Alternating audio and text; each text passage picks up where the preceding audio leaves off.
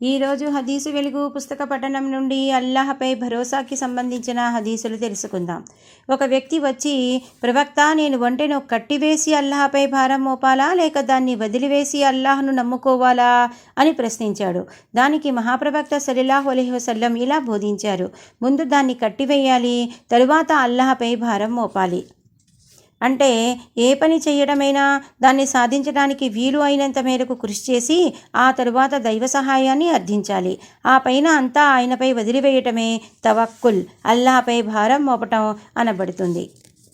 మహాప్రవక్త సల్లల్లాహు అలైహి వసల్లం ఇలా బోధించారని హజరత్ అమ్ర్ బిన్ ఆస్ ఉల్లేఖించారు: మనిషి హృదయం పరిపరి విధాల పరిభ్రమిస్తూ అనేక ఊహారణ్యాల్లో తప్పిపోతూ ఉంటుంది.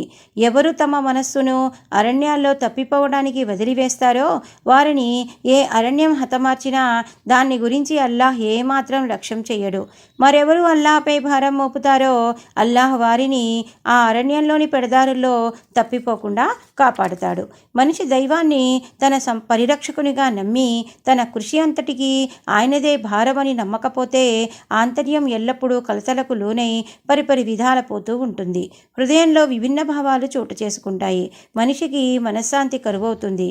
కానీ మనస్సును అల్లాహ్ వైపు లగ్నం చేసిన వ్యక్తికి ఏకాగ్రత లభిస్తుంది. అతడు తన కార్యకలాపాలలో ఏకోన్ముఖుడై వ్యవహరిస్తాడు. ఇప్పుడు పశ్చాత్తాపం, క్షమార్పణకు సంబంధించిన హదీసులు తెలుసుకుందాం. అనస్ బిన్ మాలిక్ రజియల్లా అన్హు దైవప్రవక్త సల్లల్లాహు అలైహి వసల్లం ఇలా బోధించారని ఉల్లేఖించారు: దాసుడు తప్పు చేసిన పిదప పశ్చాత్తాపంతో క్షమాభిక్ష కొరకు అల్లాహ్ వైపునకు మరలినప్పుడు అల్లాహ్కు కలిగే సంతోషం ఒక ఒంటెపై ఆధారపడి జీవించే వ్యక్తి ఆ ఒంటెను కోల్పోయి తిరిగి దాన్ని అకస్మాత్తుగా పొందినప్పుడు పొందే సంతోషం కంటే ఎంతో అధికంగా ఉంటుంది. దారి తప్పిన ఒంటె దొరికినప్పుడు ఆ వ్యక్తికి మహదానందంగా ఉంటుంది. అలాగే తన దాసుడైన మానవుడు దారి తప్పి తిరిగిన చివరికి తన వైపునకు మరలి సన్మార్గాన్ని అవలంబించటం అల్లాహ్కు ఎంత ప్రీతికరమో, ఎంత ఆనందదాయకమో ఈ హదీసు చెప్తోంది. ఆయన మార్గం వైపునకు మరలి ఆయన ప్రసన్నత పొందగల అదృష్టవంతులెవరో. మహాప్రవక్త సల్లల్లాహు అలైహి వసల్లం ఇలా ఉపదేశించారని హజరత్ అబూ మూసా అష్అరీ ఉల్లేఖించారు: అల్లాహ్ రాత్రివేళ తన చెయ్యి చాపుతాడు.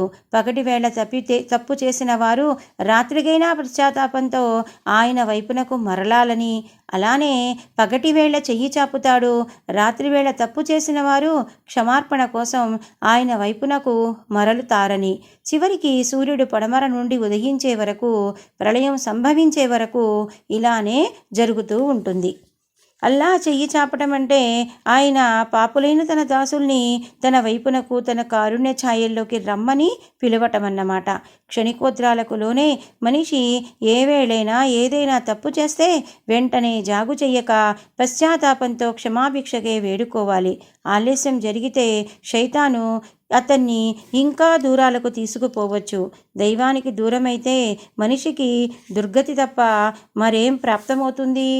దైవ సందేశహరులు ఇలా ఉపదేశించారు: జనులారా, అల్లాహ్ను మీ తప్పులకు క్షమాపణకే వేడుకోండి, ఆయన వైపునకు మరలండి.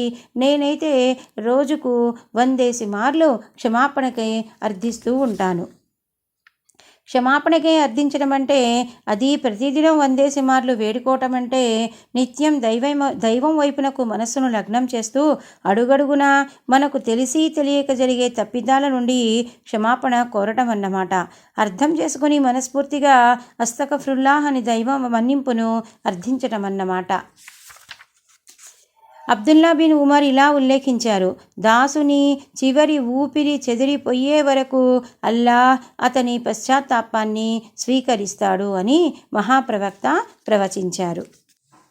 ఒకడు యావజ్జీవితం అజ్ఞానం వల్ల పాప పంకిలంలో గడిపి మరణశయ్యపై అవసాన దశ కంటే ముందు నిర్మల హృదయంతో పశ్చాత్తాప క్షమాపణకే వేడుకుంటే అతని పాపాలన్నీ హరించిపోవచ్చు.